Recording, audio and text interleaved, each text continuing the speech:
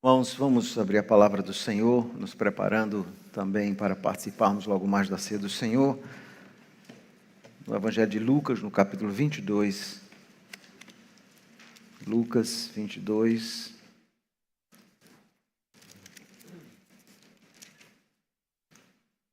E vamos ler os versos 31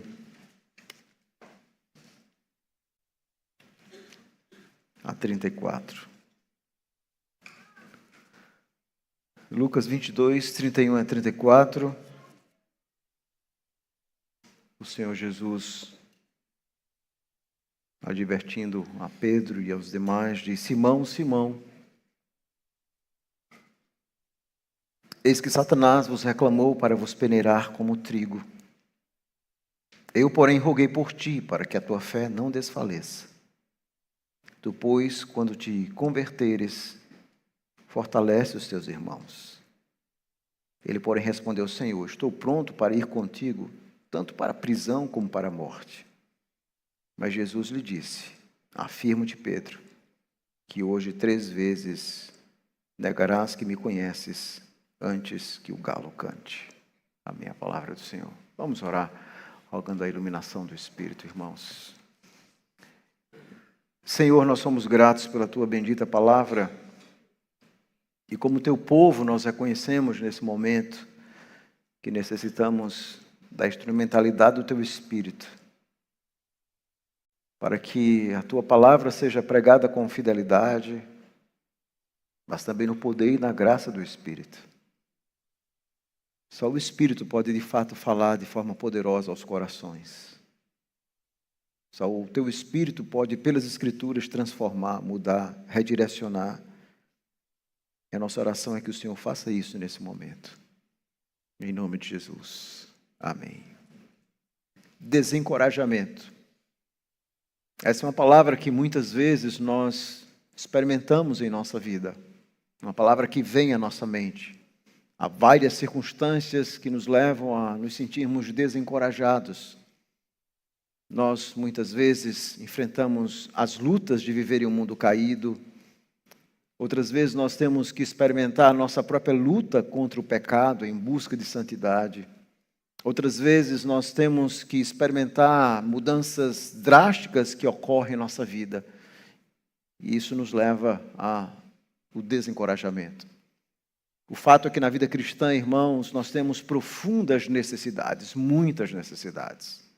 Nós precisamos de direcionamento, nós precisamos de segurança, nós precisamos de certezas profundas em nosso coração, em momentos de incerteza.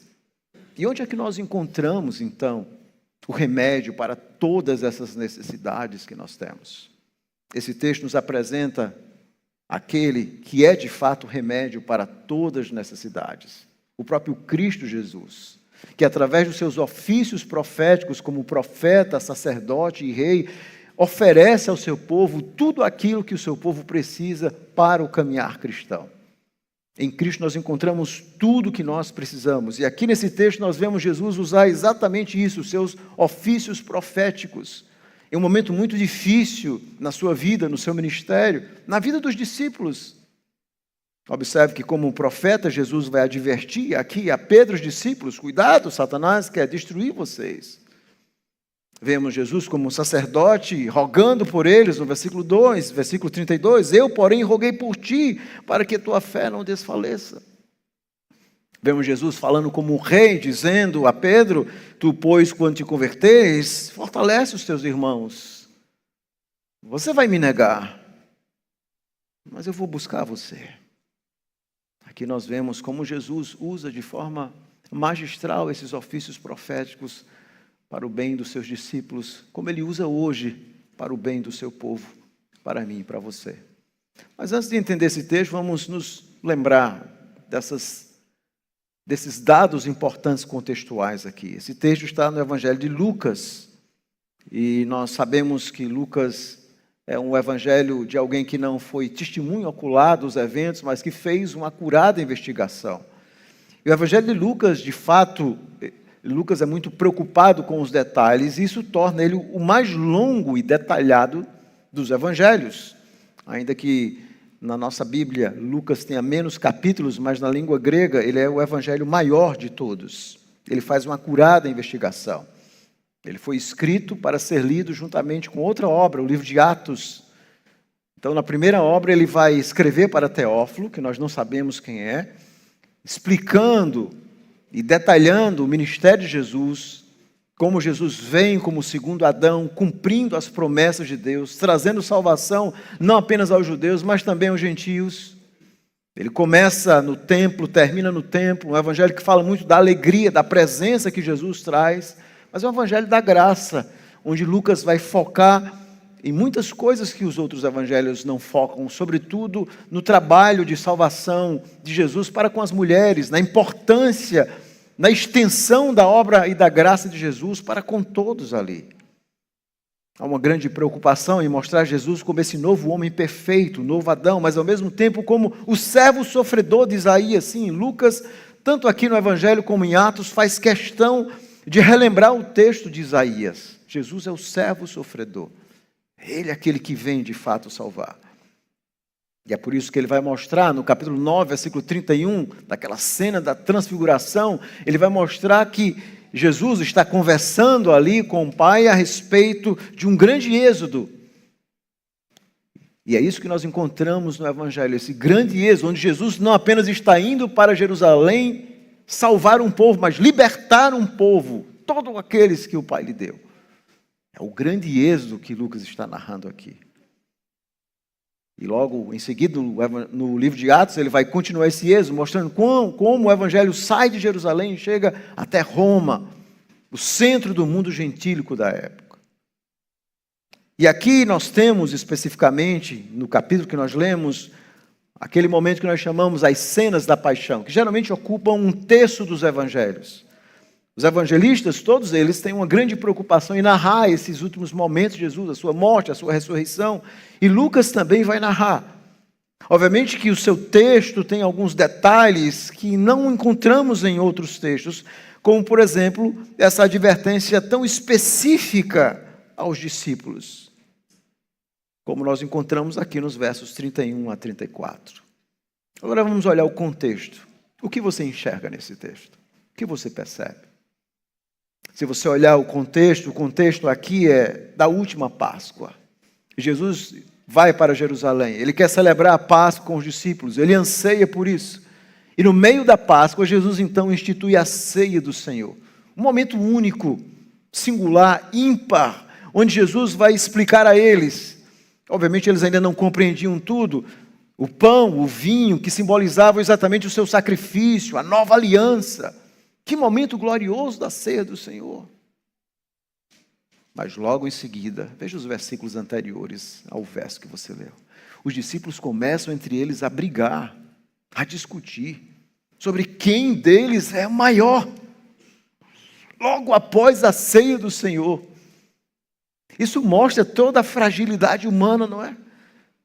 Eles participam da ceia do Senhor com Cristo, com o seu Salvador. E logo em seguida, no versículo 24, eles suscitam uma discussão sobre qual deles era o maior. E Jesus, então, no versículo 25, aí no capítulo 22, vai dizer: os reis dos povos dominam sobre eles, e os que exercem autoridade são chamados. Mas vós não sois assim, pelo contrário, o maior entre vós seja como o menor, e aquele que dirige seja como quem serve. Versículo 27, pois qual é maior, quem está à mesa ou quem serve? Porventura não é quem está à mesa? Pois no meio de vós eu sou como quem serve.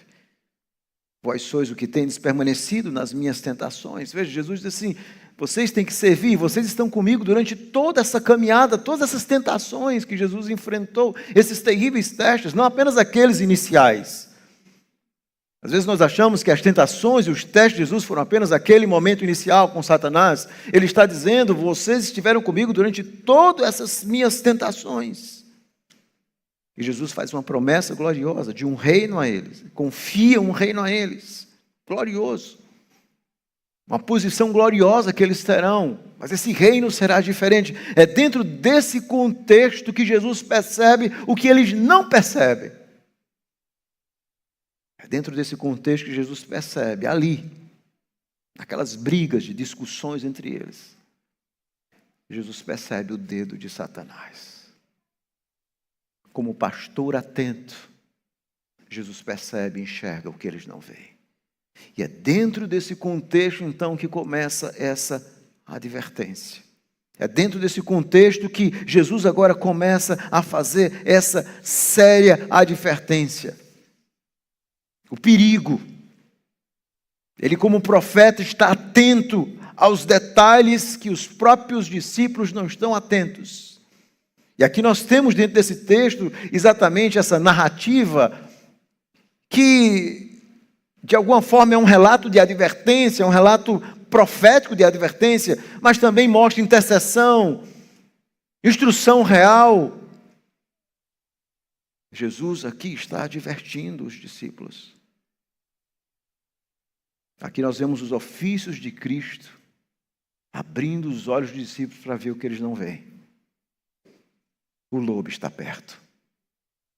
Satanás quer destruí-los. E Jesus então vai adverti-los. E aqui nós vemos Cristo usando esses ofícios proféticos para o bem dos seus discípulos, como ele faz também para o bem do seu povo. Então, qual a ideia principal do texto? Qual a tese, o argumento central que será o tema do sermão nessa noite? Como Jesus supre as necessidades do seu povo através dos seus ofícios proféticos.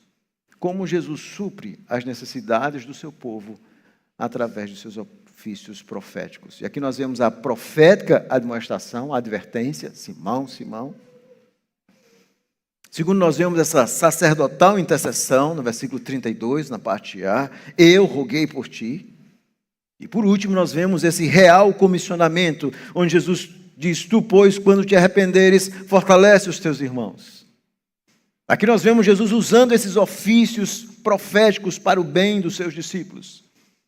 E vamos analisar cada um desses ofícios aqui. Primeiro, nós vamos ver essa profética admoestação, essa advertência que Jesus faz. Veja o versículo 31, Jesus como profeta, vendo aquelas circunstâncias, vendo o dedo de Satanás, disse, Simão, Simão, eis que Satanás os reclamou para vos peneirar como trigo. Observe a repetição, Simão, Simão.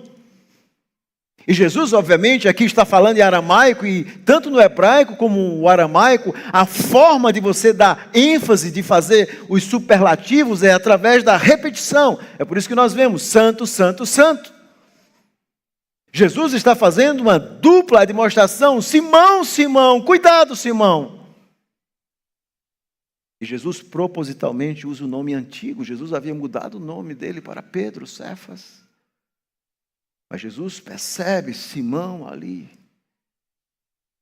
De alguma forma, Satanás tentando peneirá-lo. E Jesus, Simão, Simão, cuidado! Mas aí não há uma dupla demonstração, porque a palavra eis na sua Bíblia, literalmente na língua grega, significa vê, presta atenção. Aqui nós vemos Jesus como profeta advertindo, dizendo, presta atenção, cuidado, Simão. Mas observe que Jesus não se dirige aqui só a Simão. Veja como estão os verbos. Eis que Satanás vos reclamou, ou seja, todos vocês. Jesus se dirige a Simão, adverte a Simão, mas Jesus percebe que Satanás não estava apenas tentando Simão, não queria destruir Simão, mas queria destruir todo o corpo de discípulos. Satanás, ele quer destruir vocês. Preste atenção. Às vezes existem razões espirituais mais profundas para aquilo que está na superfície dos nossos olhos, irmãos. E o nosso Salvador percebe isso. Essa tripla admoestação aponta quem é aquele que está por detrás. Veja como Jesus se refere. Ele diz, Satanás vos reclamou. Esse verbo reclamar, na língua grega, a ideia de exigir, geralmente era usada na ideia de exigir a rendição de alguém. E Jesus vai usar essa metáfora aqui de peneirar como trigo. E geralmente você fazia isso, peneirar como trigo, a ideia de você separar, eles jogavam o trigo. E joirá significa separar o trigo. É a ideia de um profundo movimento. E aqui, de alguma forma, Jesus está apontando isso, esse movimento violento, neste caso, para separá-los de Jesus, para apagar a sua fé, para destruí-lo. Não apenas ele, mas os demais. Satanás, ele quer destruir vocês. Ele quer arrasar com vocês. Ele quer desanimar vocês. E vocês não estão atentos a isso.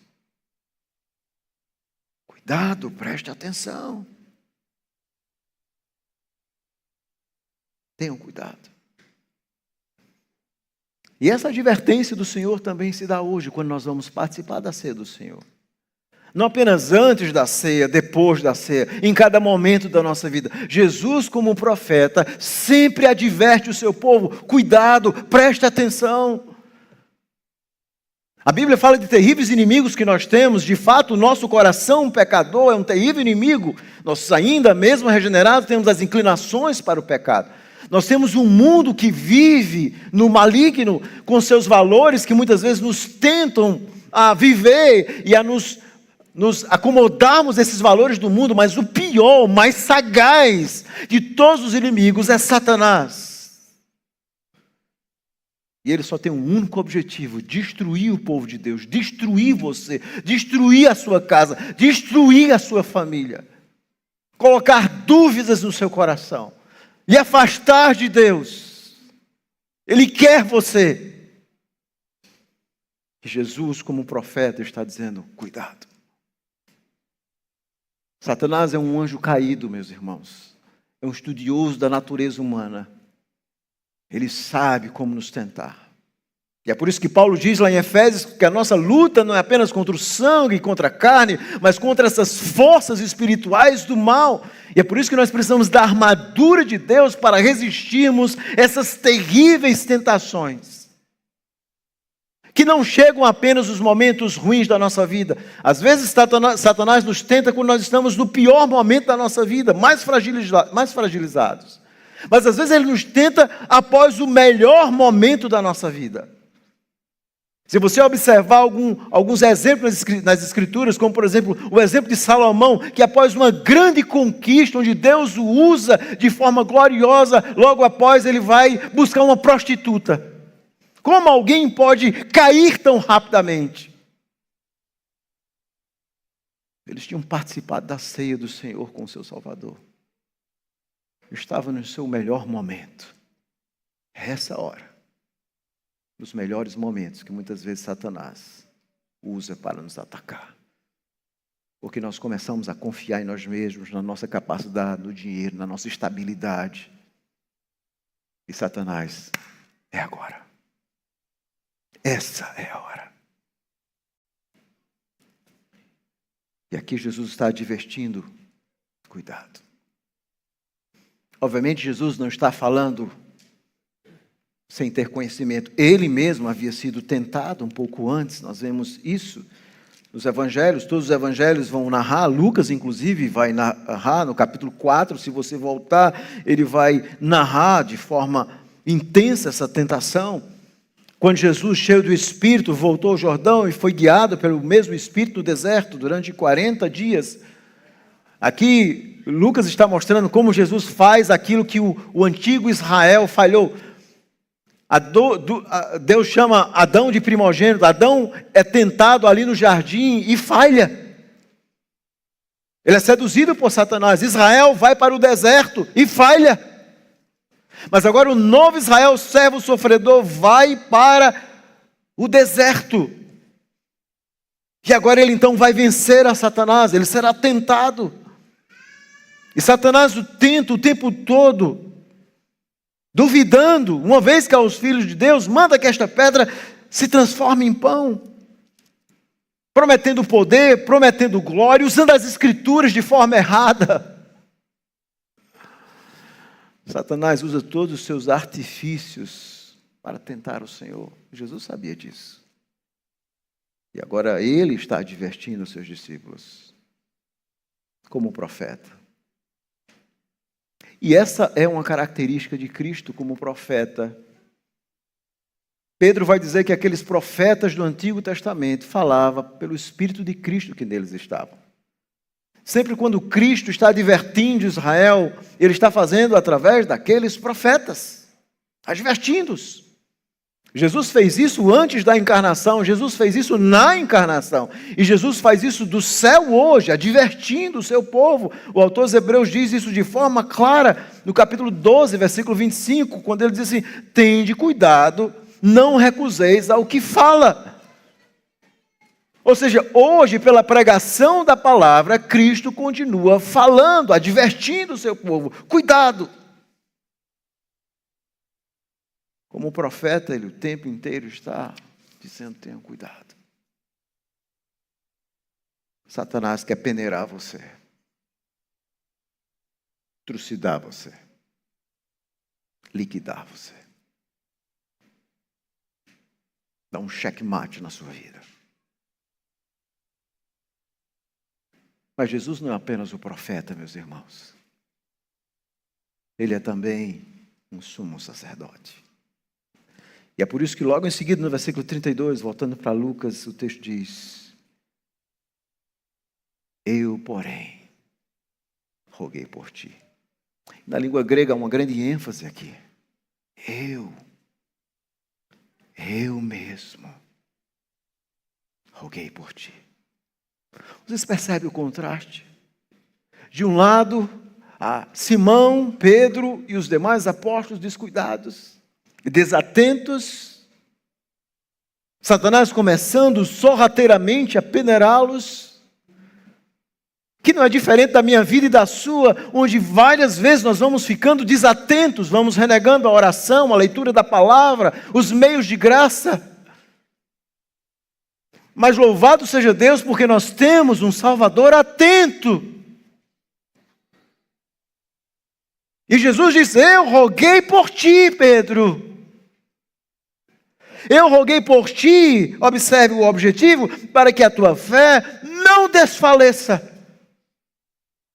Aqui nós vemos Jesus, meus irmãos, fazendo essa gloriosa intercessão. Satanás exige, ele quer peneirá-los, mas essa exigência é contida pela oração de Jesus. Jesus dá a Pedro a garantia definitiva de que a sua fé não será eclipsada. A palavra grega aqui, literalmente, para essa ideia de desfalecer, a palavra é de onde vem a nossa palavra eclipse, para que não seja apagada, diminuída, escurecida. Jesus diz: eu roguei por ti, para que a tua fé não desfaleça. Mas o que é esse rogar que Jesus fez? Bom, você pode rogar de várias formas, você pode pedir por alguém. É muito comum, quando você vê no hospital um pai pedir pelo seu filho que está doente ou vai fazer uma cirurgia. E ele pode então calmamente fazer esse pedido, dizer: por favor, ajude meu filho. Ou também você pode ver uma cena mais dramática. Aquele pai então que chora, que clama, que se ajoelha aos pés do médico e diz: pelo amor de Deus, ajude meu filho, faça alguma coisa. E é exatamente essa ideia que Lucas usa aqui nesse verbo rogar. Esse verbo rogar não é um simples pedido, tem a ver com a profunda intensidade de Jesus. Ele diz: eu roguei por ti, eu implorei por ti, eu clamei por ti, Pedro. Eu intercedi por você, para que a sua fé não fosse destruída. Esse verbo delmai que aparece aqui é usado em Lucas para descrever várias pessoas implorando urgentemente a Jesus. Várias vezes. Capítulo 5, versículo 12, 8, 22, 9, 38. Pessoas que pedem desesperadamente a Jesus: por favor, Senhor, socorre. Mas agora Jesus, e Lucas aplica esse verbo para o próprio Salvador, que de forma intensa busca ao Pai, clamando pelo seu povo. Isso é o que nós chamamos essa gloriosa doutrina da intercessão. Assim como os sacerdotes do Antigo Testamento intercediam pelo seu povo, Jesus está intercedendo, meus irmãos, pelos seus discípulos. ele faz isso antes da encarnação. Nós vemos, por exemplo, Jesus intercedendo no livro de Zacarias pelo seu povo. E vemos aqui Jesus encarnado intercedendo, e em Hebreus 7:25 diz que ele está à direita de Deus intercedendo por nós. Então, se você acha que o fato de você continuar na igreja, que o fato de você não se desviar dos caminhos do Senhor é a sua habilidade, é a sua competência em ser um bom cristão, você ainda não entendeu essa doutrina. É graças à intercessão de Cristo por você que você ainda continua nos caminhos do Senhor. É por isso. É por isso que nós ainda estamos aqui. É porque é um Salvador que está sentado à direita de Deus. Um Deus homem, um perfeito homem e um perfeito Deus. E como perfeito homem, ele tem um coração. E nós podemos então dizer que lá, sentado à direita de Deus, há um coração que bate por nós, que intercede por nós. E por que ele intercede por nós? Porque ele tem o direito. Porque ele nos comprou na cruz. Porque ele nos salvou. Porque nós somos o seu povo. Porque ele prometeu que não ia perder nenhum de nós. Ninguém poderá arrebatá-los de minha mão. Aqueles que meu Pai lhe deu. E é por isso que Jesus intercede por nós. E aqui nós vemos ele fazendo isso. Por Pedro. Intercedendo. E com certeza, Lucas não nos diz quando, mas naquelas horas que o seu Salvador saía para se retirar, para orar, para buscar o Pai, Jesus estava orando por eles, intercedendo por eles, pedindo por eles, clamando por eles. E sobretudo Pedro, que tinha uma liderança natural naquele grupo. E aqui Jesus, observe no versículo 32, Jesus agora se dirige especificamente para Pedro. Todos iam experimentar naquela noite uma terrível tentação, mas Pedro cairia. Pedro negaria o Senhor Jesus, e Jesus sabe disso. E de alguma forma, como um pastor, Jesus então está agindo ali, dizendo: Pedro, então eu roguei por ti. Aqui nós vemos Jesus como esse profeta e sacerdote que age em benefício do seu povo. Em último lugar, nós vemos esse real comissionamento. Veja como Jesus diz a Pedro: tu, pois, quando te converteres, a palavra grega que é literalmente a ideia de arrependimento, não conversão, não é que Pedro não era convertido até agora. Tu, pois, quando te arrependeres, fortalece os teus irmãos. Só um rei pode falar assim, irmãos. Só alguém que tem controle absoluto sobre as situações pode dizer isso. O que Jesus está dizendo: Pedro, você vai cair. Ele havia dito antes que jamais, Senhor, jamais eu estou disposto a morrer por você. Mas Jesus conhece o coração do homem, Jesus conhece as fraquezas e conhecia mais a Pedro do que ele mesmo. Jesus conhece a mim e a você mais do que nós nos conhecemos. E é por isso então que cirurgicamente Jesus vai no ponto. Ele diz assim: Pedro, você vai cair, mas eu vou te buscar. E quando então você se arrepender, quando você for quebrantado, veja o que Jesus diz: você vai fortalecer os irmãos. A briga deles era para descobrir quem era o maior. E Jesus está dizendo então que aquilo que Satanás está tentando, Deus, veja, Satanás sempre tem os planos, mas Deus tem planos muito mais gloriosos aqui. Pedro de alguma forma irá fortalecer os irmãos, mas primeiro ele precisa ser quebrantado, ele será humilhado, para depois ser usado. Pedro queria a grandeza, ele queria a honra entre os discípulos.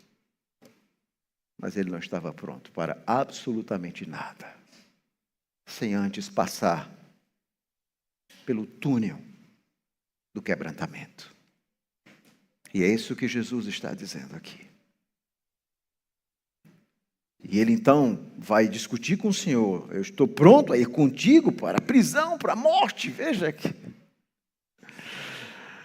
Veja o que Pedro diz. Não, Senhor, a minha fé nunca esteve tão boa. A minha fé é uma fé tão robusta, Senhor.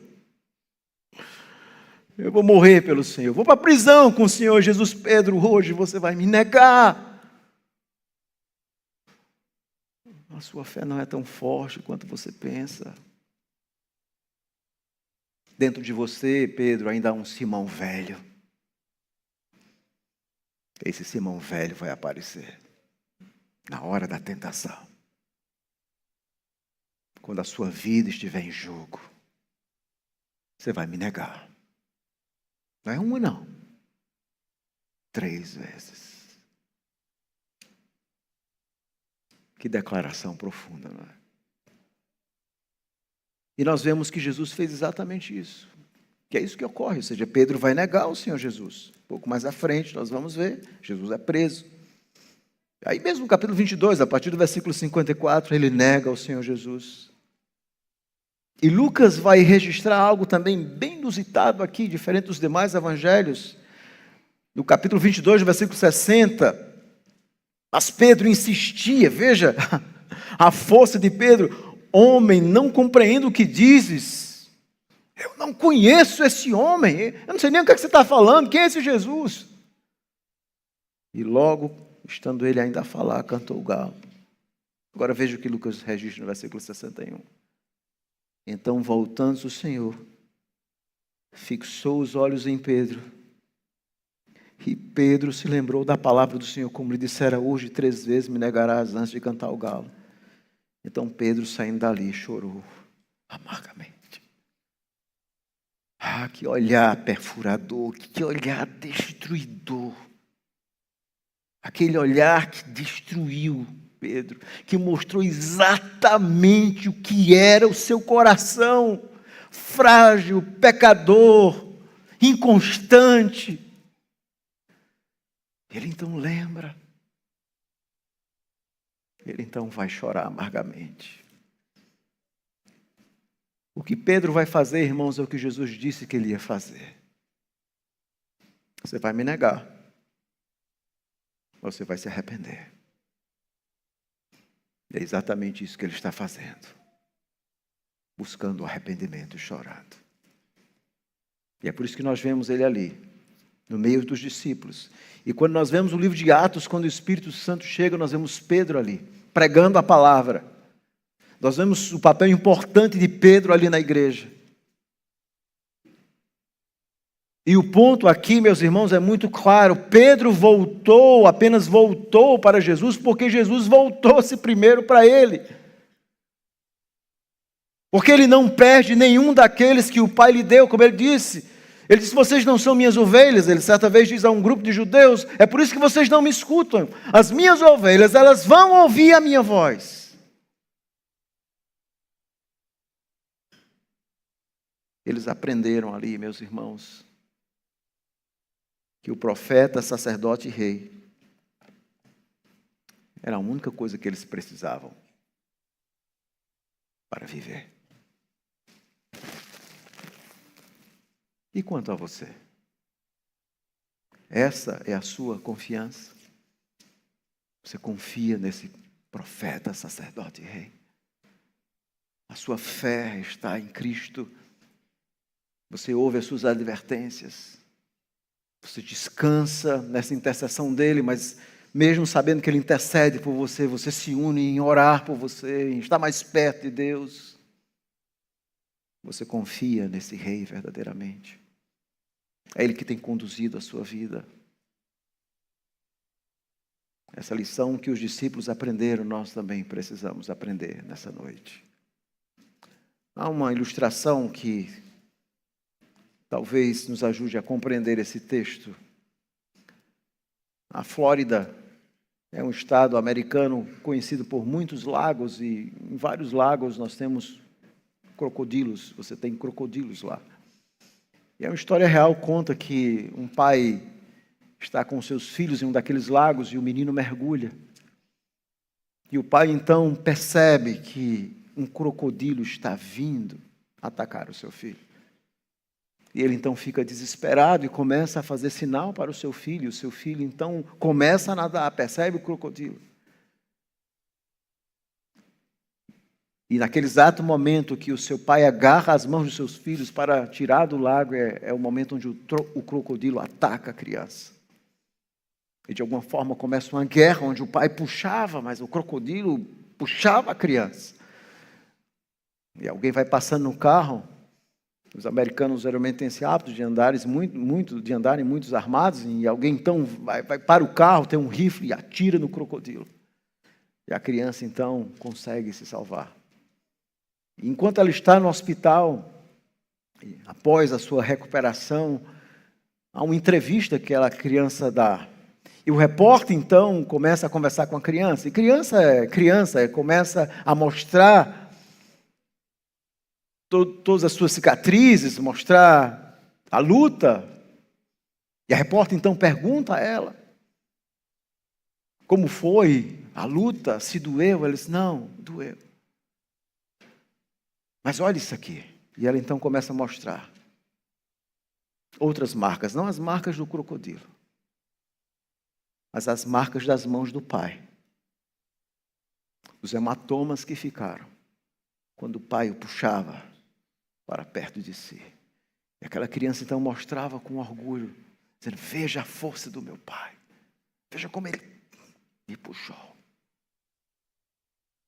É exatamente isso que nós vemos Cristo como profeta, sacerdote e rei, irmãos.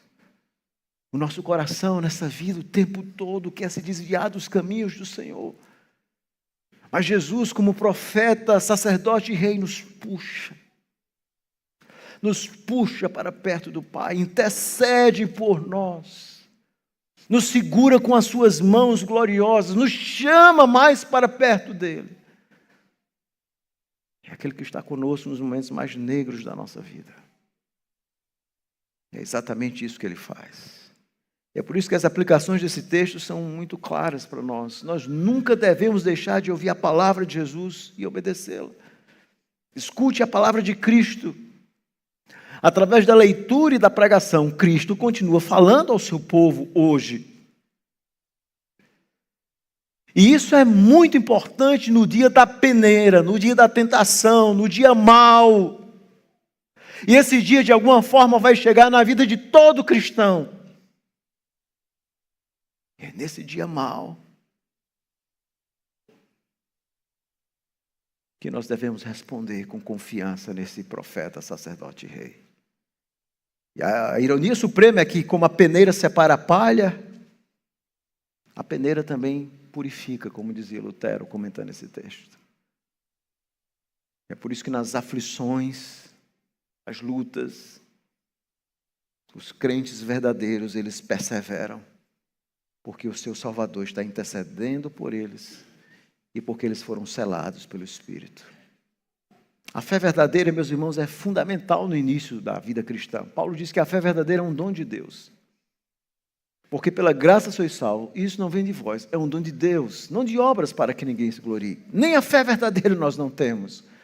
Mas na hora da regeneração, o Espírito não apenas regenera um pecador, mas coloca no seu coração fé e arrependimento. E esse pecador então responde com fé e arrependimento. Mas não apenas no início da nossa vida, em toda a caminhada cristã, nós temos que ter fé, essa fé verdadeira. Não apenas a fé salvadora, mas essa fé confiante, peregrina, que descansa em Deus e que olha para esse Cristo glorioso. Em meio às inúmeras necessidades, nós só precisamos olhar para um lugar em nossa vida: Cristo. Ele tem tudo o que nós precisamos. E essa fé verdadeira, ela é confirmada pelos sacramentos. E é por isso que Deus nos dá sacramentos como batismo e ceia, que são sinais e selos que de alguma forma confirmam essas promessas de Deus. É por isso que Thomas Watson, no seu catecismo, há uma pergunta que eu gosto muito, ele diz assim: mas por que o sacramento da ceia do Senhor foi instituído? Acaso a palavra não é suficiente para conduzir-nos ao céu? Por que Deus nos dá os sacramentos como a ceia, se Ele já nos dá a palavra? Será que a palavra é insuficiente? E veja a resposta. A palavra é para a implantação da fé. O sacramento para a confirmação da fé. A palavra nos conduz a Cristo, o sacramento nos edifica nele.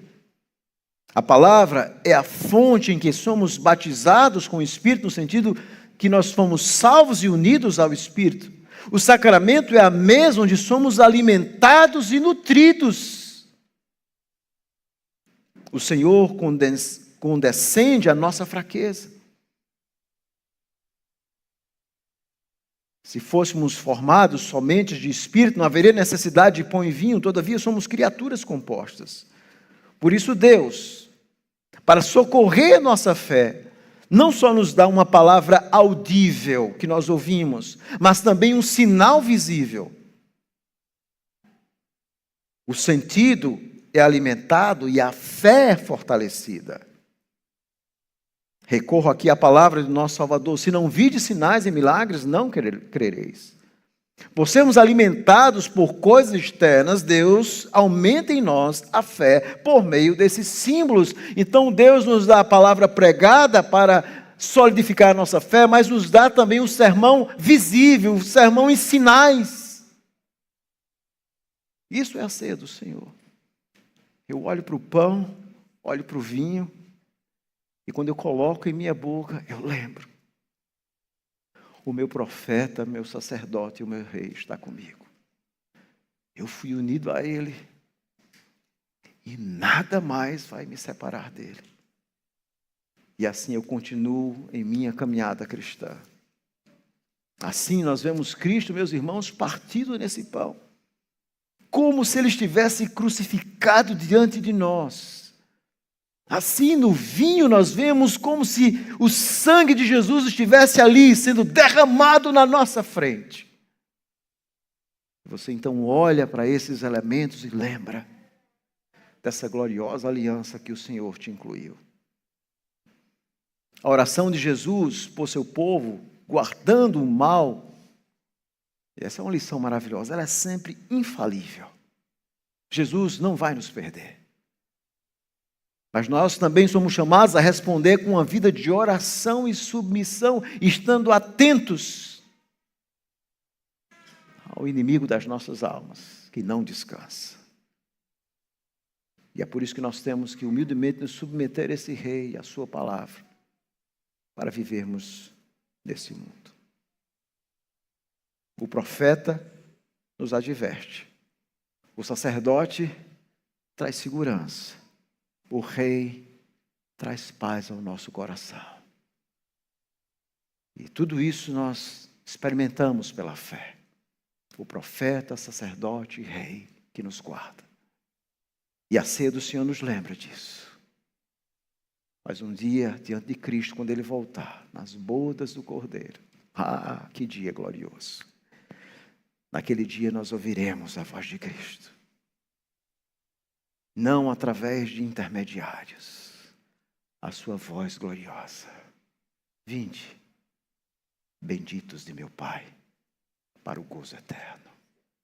Naquele dia nós vamos ver as suas mãos marcadas e vamos compreender a glória desse sumo sacerdote. Essa é a figura em Apocalipse, um cordeiro como tendo sido morto, que ainda carrega no seu corpo, como Deus homem, as marcas do seu amor por nós. E nós vamos então passar toda a eternidade vendo aquelas marcas, se assim Deus nos permitir, que vai nos lembrar do grande amor e do grande intercessor que Ele foi para nós.